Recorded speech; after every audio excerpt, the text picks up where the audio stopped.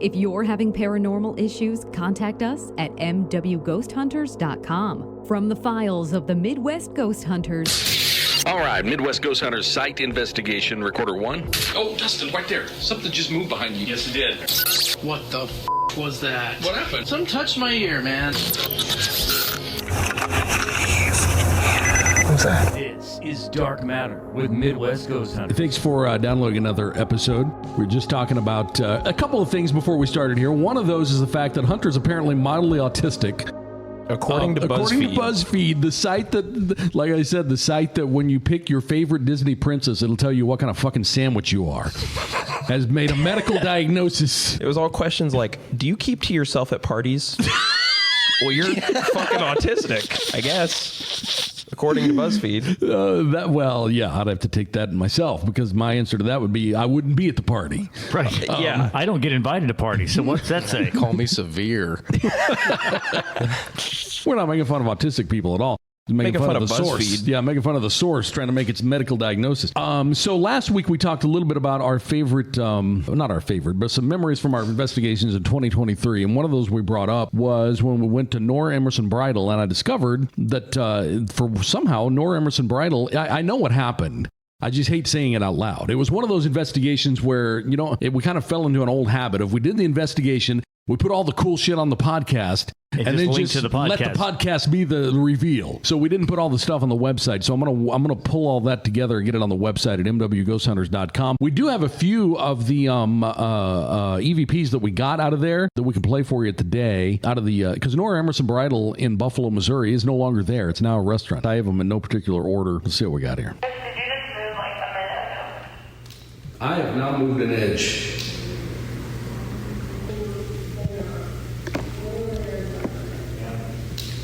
But the boards are creaking over there by that door.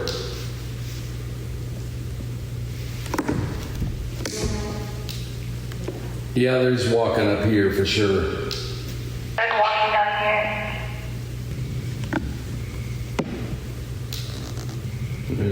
There it is again. You guys moving? Nope, not moving. No, they're not.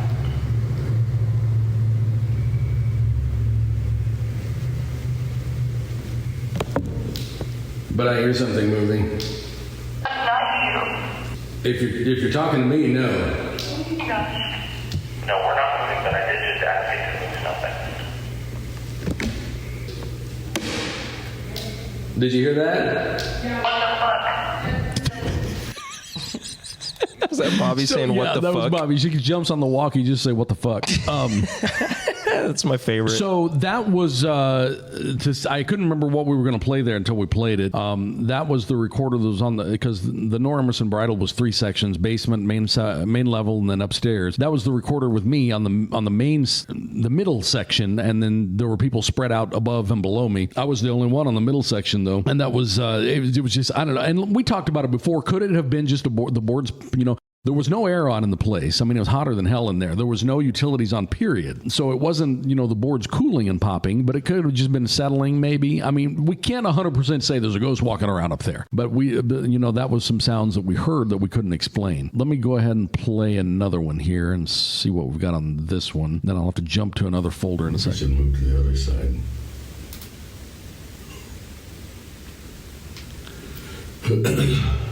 That was in the basement. That was, in the background there. Now I got to jump around here. I'm going to have to go to the other folder before I can find some of the other ones. And we're not playing these for any particular reason other than the fact that, we discussed it last week. It's always kind of interesting to revisit these things because you will hear things you didn't hear before. But the bad part is I can't really give as good a synopsis. I can't remember where we were or, any of that kind of stuff. This is why I always, in the descriptions, and I know that Dustin loves my descriptions. I'm just looking at them now. But this is why I try to lay out as much in there as possible because if you just call it EVP2. Well, this one's called This Is Creepy. All right. Let's hear what I thought was creepy.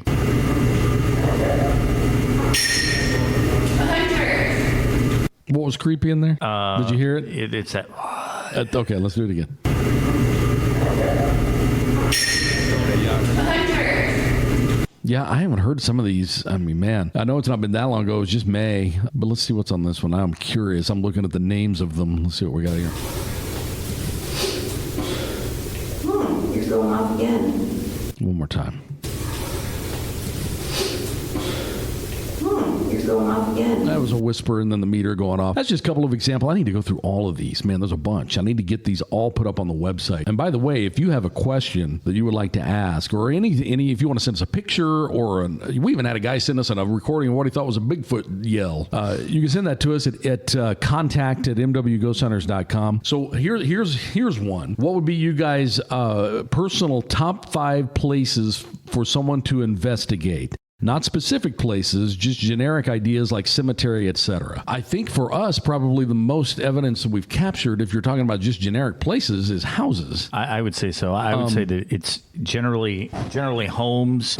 You can go to big public places like the Missouri State Pen, but the problem you get into it depends on what you're wanting to do. If you're wanting to go do something just to experience it, that's great. But the problem is if you go to those big public places like that, what you could be hearing is not a ghost. It could be other ghost investigators who are also wanting to do that. So I would vote houses. And for me, like, abandoned places are not good either. They scare the shit out of me. Are you talking about like places that may not be like structurally sound? Yeah. That's like, true too. Really abandoned places. I don't know what the fuck is in there. Well, that's true. I mean, you could be hearing scratching on the walls, and that could be a squirrel, could be a raccoon, could be any number of things like that. I mean, like super abandoned, like no one's been there in years, kind of thing. I don't really know the answer to that. Houses really is probably the best bet. I would say no on cemeteries or any outdoor places. It took us a while for, like, you don't get on Craigslist and just invite a random stranger into your house. Right. How long did it take us to be able to get requests and then it was weird go because houses? Because it started out just me and Dustin going to a few places just for the hell of it, and then 2 in particular that I know of. 2 places. Yeah. Well, we went to the Tower Theater, nursing home and school. Theater, school. And then we started, and then you started going, and then, John, or I don't remember the order, then John started going, and then, it kind of snowballed from there. But before we were able to actually get people, to invite us like we get now. Took a while. It took a long time. And I don't even remember how it happened. I just remember being surprised at one point whenever I'd log in to check the email once a month, on that website, that little website we had set up, that people would email us at all. We had put our name, we got registered with the paranormalsocieties.com, which is the International Registry of Groups, but I didn't think anything would come of it, but apparently it did, because that's when people started asking us to come do investigations. And then the more we did, and the more of a track record that we got, the more that we started to receive. I would start with homes. I think that you have less chance of outside things contaminating your evidence. I think it's better. Speaking of abandoned places, the one thing I've always wanted to do, because I see, like, if you watch, Project Fear or any of those type channels, they go to a lot of abandoned hospitals. That would be cool. Now, when I say abandoned hospitals, I'm talking hospitals that left all the equipment and records and everything behind, which I don't fully understand. Yeah, how is that not? How is that not a HIPAA violation? I don't know. Even if it's decades old, it's still somebody's. And the one that I'm thinking of, I can't even remember what hospital it was, but it was a psychiatric hospital. It is decades old. It was a psychiatric medical hospital, kind of like, the FedMed. So they were, they had the capabilities to treat medical conditions, but it was mainly a psych hospital. And they left records behind with names. So whenever they showed, these documents on camera, they blurred out the names, but they're on there. They just left it all behind. They left all these big x-ray machines and everything behind. I'm very surprised that would happen. It happens more than you'd think. There's actually a Facebook group, local one, that goes to abandoned places. They don't break and enter, but they go to abandoned. It's like that Ozarks Underground thing. I'm open to some B&E. Well, they don't do it. Do you guys have I don't have a wish list. Like, I'm not really into this stuff a lot. Like, I don't go home and research it at all. Really? I mean, like little stuff here and there, but I'm not watching shows and looking at places and be like, oh, I'd love to go there. Well, we go places and then we do our thing and I go home. And I like looking at these, what do they call them? Urban explorers. They go to these places, like they'll find a diner that's shut down and they'll go inside and look around and there's still shit in the refrigerator, that's rotted. There's still menus. There's still straws in the straw, thing that dispenses straws. So, and in hospitals, when they close, some of them at least are the same. They just walk out and leave it all behind. And I think one of those type of investigations would be cool. I think the abandoned places thing is more just a personal thing that I am kind of afraid of. Are you talking about for personal safety or kind of? Well, my friends and I in high school may not be the most legal thing, but we would like trespass onto abandoned properties. Yeah, I remember doing that at that casket factory. We did it at the casket factory. We did it at the roundhouse. Roundhouse. Mm-hmm. Yeah. I've seen paranormal investigators do. There's a guy that I like to follow on YouTube, and he went into a barn or something like that was abandoned and did a paranormal investigation there. And to me, there's unless a person materializes on the video that this guy is shooting. There's just going to be nothing that is going to be valid about that because I heard a noise back there. Well, yeah, it could be an animal. Yeah, it's a rat the size of a fucking goat. Yeah, I mean, this doesn't... I don't think that you get any really quality paranormal stuff in those. That reminds me, though, stuff. Speaking of personal safety and abandoned places, I just remembered in this hospital, on this episode of Project Fear that I'm talking about, where it's one of those hospitals where they left all the medical equipment behind. They found, and I just remember this, they were going upstairs, and there was a pair of dentures sitting on the ledge as you go up the stairway. And they wear masks and gloves, but he picked them up and the dentures were wet. Fuck that. The dentures were wet. They had just been in a mouth. And then they heard someone running upstairs and they're like, there's someone, there's a motherfucker up there. And he has no teeth. And his teeth are over here on this ledge. So yeah, personal safety can become an issue in that kind of a situation. Yeah, that's a tough question to answer because we mainly do homes and businesses or, wherever, needs us. I remember one time we did get invited to an abandoned building in the middle of the woods. And this was a long time ago. We were invited to an abandoned building in the woods where it was like in the Stratford Marsh Field. I remember this. Yeah. And because there was reports or urban legend or whatever that witchcraft or there's witch rituals. There's always that had happened up there. Demons and witches and everything that tied back with this. Yes. Did you hear that? What was it? It was a yeah. It sounded like the old man. It was a yeah. I didn't hear it. I didn't hear shit. I didn't hear it. Yep. Really? Yeah. They went, yep. I didn't hear it. He knows that building. This is the ghost of Boomhauer. Yep.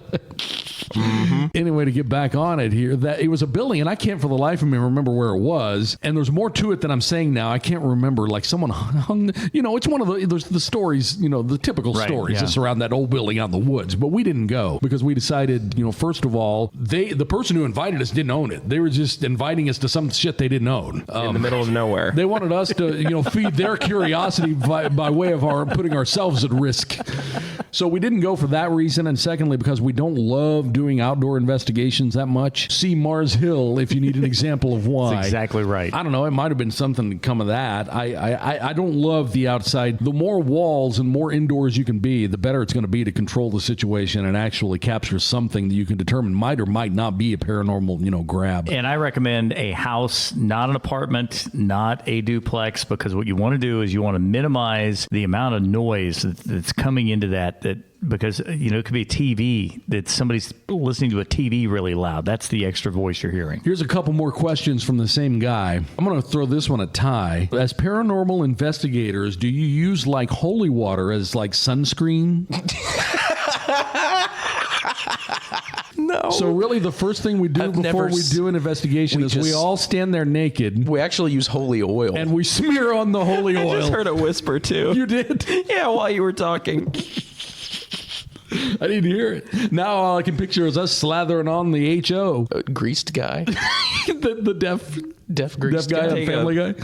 Take a holy water shower before an investigation always. I've never seen holy water in my life. Holy oil is actually a thing. I didn't know that. Of course it is. Did you say that knowing that? No. Because the guy says, I carry holy oil. Oh my God. Wow. In that email? Yes, I carry holy oil. I'm looking it up. I've never even heard of that. I mean, you can do whatever makes you feel better, but no, I've never seen holy water / oil, nor would I ever use it. I just don't believe in any of that Here stuff. it is. You can buy it. What, like on Amazon? Well, you can buy it at holylandmarket.com. What else can you buy at holylandmarket.com? What else is on the shopping list there? Holy anointing oil. Hold on, I'm coming over there. That sounds like an exclamation that I just made. What is the purpose of holy anointing? Look out! Look out! Tyler forgot I just got the worst head rush. He just tried to walk around the table with corded headphones. What is the purpose of holy anointing oil? What do you want to look at? The purpose of the oil or other products they offer? I want to see all the products. Oh, okay. We'll have to look at the product line here. There's the holy oil. I don't know how. When and how should you use holy anointing oil? Oh, wait. Here's where you shop. What? Yeah, should you Anointing use it oils, like lamps and candles, incense and burners, rosaries, jewelry, stones. Oh my God, that's a Christmas gift. Yeah. Oh, look, you can actually buy crowns of thorns. Oh, what would you do with that? There's different price ranges. They're expensive. I'll give them to you. How many do you want? These look like those thorns that you're talking about off those big ass thorn trees. Yeah. So now we've kind of tapped into a weird curiosity to see what else they offer here. I didn't know holy oil existed, but it does. You can buy holy oil. You can buy crowns of thorns. This one's 63% off. What a steal. Holy shit. I'll give you the thorns. I'm telling you. I'll just give them to you. I want to see what's under souvenirs. Oh, souvenirs. Let's see what they offer. Oh, there's maps, Dead Sea products. I don't know how to say that. Magnets? They've got magnets? Yeah, Why? they got all kinds of magnets. Oh. Did you hear that? I heard that. I heard something. I heard that. Was it us? No. No. I don't know what that was. What it sound like? Something. I don't know how to explain that. This podcast is going to be, this one's going to win a Golden Globe, I tell you. You know, a lot of people do email us anytime we do an investigation, tell you got to protect yourselves, and they've offered, different prayers of protection. They've offered, to give us beads and stuff. I'm good. How does the PPF work on that? The paranormal protection factor. It's PPF 30, I think. You're going to want at least 30. You can expose yourself to 30 times more spirits with the holy anointing oil. See, the thing is that an unfleshed out, I don't know what you call it, branch of science. I don't know. We could just make up some wild shit. I was just thinking we could just that. make something up like PPF, yeah. and then just and like sell it, use it as a real term, and sell it, and then people will start using that term. If we had like footage, just make some shit. Some you know those Frank's boxes. Yes, just make some shit like that. If we had some footage of Hunter slathering on. I'm going to quickly pass his PPF before this 30. goes too far. Yeah, let's just get a video of Hunter being sinful. His PPF 30 before we do an investigation. And at the end of that investigation, he's like, I didn't experience anything. People would be buying that shit. When you do that, I'm going to overdub the video with the stirring noodle sound. Stirring macaroni. You can get people to buy anything. You really Apparently can. You can if they're selling crowns of thorns. That's something I would have never in a million years. To answer your question, we don't use anything like that. No. We don't use anything like that. Before, were you looking at something there? I didn't know where to go. No. Before we do an investigation, we don't really do anything like that. I know a lot of people have asked us, told us that we should, but we just never have. We've never felt like we've needed to. If you feel that you're oversensitive to paranormal activity or anything like that, you really shouldn't be. Well, some doing say that I shouldn't because I'm a heathen. I actually think that's good because you have to really prove it to Tyler. I mean, Chris had said one time, he said there was some, I don't know, that we had some sort of evidence that we'd thrown out and you just beat the hell out of this thing. And Chris came back in, he said, well, my God, I think it's good if a ghost materializes directly in front of that guy, he's going to say, do it again. That's about what would have to happen. But me being the definition of a heathen. That's what I am. People would say you shouldn't do that. You should have the protection of God. Well, and I will tell you that I think that having someone who is extreme skeptic makes it more valid, because I will never forget when we were doing the podcast and you heard that fleet of something coming down the stairs and we caught the audio for it. Yeah, the pack of dogs. Yeah, there was something coming down the stairs. You hear it. Number one, you have a difficulty hearing things anyway, but for you to be the guy that points out this just happened, that adds a whole nother layer of validity to me. Yeah. Because you're not a guy who's ever going to sensationalize it. Ever. As far as people going, like protection-wise, negative protected. Yeah, we don't really do anything. I think in the beginning we did not a prayer, but we would. No, it wasn't a prayer. You were just like, you can't follow us home, yeah, etc. But we don't even do that anymore. And we quit doing that. We just haven't really felt the need to do it. He had one more question. Okay. Is it wise to bring home souvenirs from a ghost hunting trip? I wouldn't. No, I wouldn't. Considering we go to people's houses, probably not. Just lift someone's urn, put it on your mantle. Prescription meds. Hey, you mind if we take this cross home? Thanks. So yeah, I mean, yeah. Since we do houses, we don't really advise taking anything, home. And businesses. Anything home with you. I don't know specifically what that question was aimed. Just pocket somebody's incense. Aimed at. I thought you was going to say insulin. That'd be no. Even though, so I'm not, I'm not real spiritual, right? At all.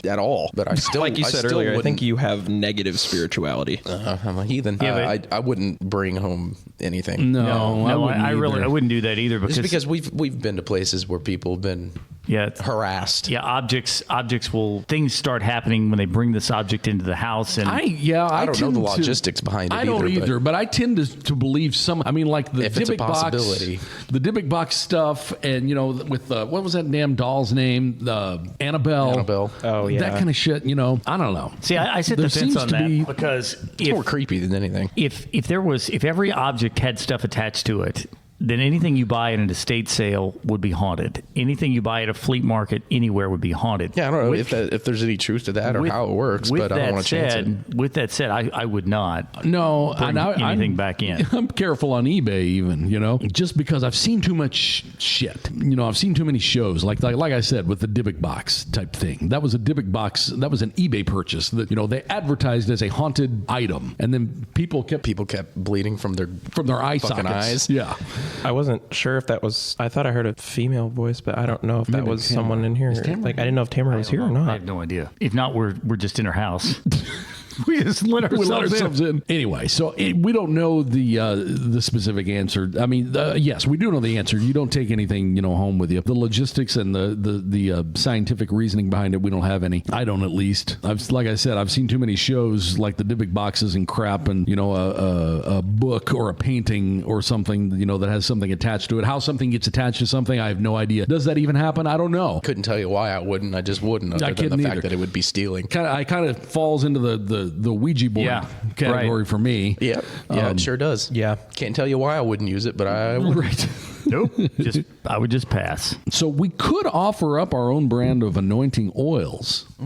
There's a whole array of them. Different scents. Peach cobbler. That's the one you got to use. Strawberry shortcake. Paranormal cologne to keep the spirits away. Spirits. We could do like a PPF, and the stronger, the PPF, the stronger the scent. Nah, I don't believe in any of that shit. And it's fine if you do what makes you comfortable, but no. Let me see if there's any more questions here. And the thing I would always point back to, even if you believe in all of that stuff, how do you know that the person that you're buying that from? Open up, look at any number of televangelists over the years. Pick the one that has gotten caught for doing something. How would you know that they're doing that? That truly has, however you bless oil, however that's done. How do you know that oil is truly blessed and that wasn't just oil that somebody just got and relabeled? Well, here's the thing, John. It's all horse shit. Well, all holy water is water that's been blessed. It's just water. It's still two molecules of hydrogen. A human being, just like you and I, or anyone listening to this, stood over a little plastic bottle of water and said some words, and it's blessed. Yeah. It's water. Even if you are a true 100% believer, which obviously Ty is not, but even if you are, obviously, even if you are, how do you know that these aren't just random people that haven't done it? I'm not saying maybe they did bless. I don't know, but how would you know that? See, that's the problem. You don't know. We joke about ripping the public off and making some some bullshit product that people will buy, but other people actually do that. They follow through with it to make money. That's the end of our paranormal questions for now. But if I want more of those. Yeah, if you have any, you can email us, contact@mwghosthunters.com. Does it seem like we're making fun of people for it? I don't think we're not. We're trying to. We make fun of the content when we answer it sometimes, but we're not making fun of the question. You can ask any question you want. Most of the questions we're not going to know the answer to, honestly. Well, I mean, a lot of people know also that we're not the most spiritual group. Some of us are, some of us aren't. But that's fine. If you ask a group of dudes like that a spiritual question, be prepared to get the real answer. I'm not saying you're right or wrong. The other problem you get into is what religion would you use? Even if you wanted to go down that, let's go way out on a limb here and say somebody is an ultra believer. What religion? Which one? I mean, there's so many. I mean, the one that's probably the most, and I don't know much about religions. The one that's probably got become the most comfortable with paranormal stuff is what, Catholicism? I don't even know. Well, I would say that Catholics in general, I'm not going to say are comfortable with it, but at least address it more. Yeah, they at least acknowledge it. I think. I don't even know. I know there's some sects of Christianity where they say any paranormal happening is a demon, because we've had a lot of people email us and tell us that. It may sound like a kid, but it's not a kid, it's a demon. It's like, well, that doesn't make sense. Well, but that one guy, Becker, he always talks that you really can't play around with any of this stuff anyway, because you don't know what you're talking with is really what it says. That's true. And I would say that he's that's accurate. true for people too. Like that's that's right. I don't even know what a demon is.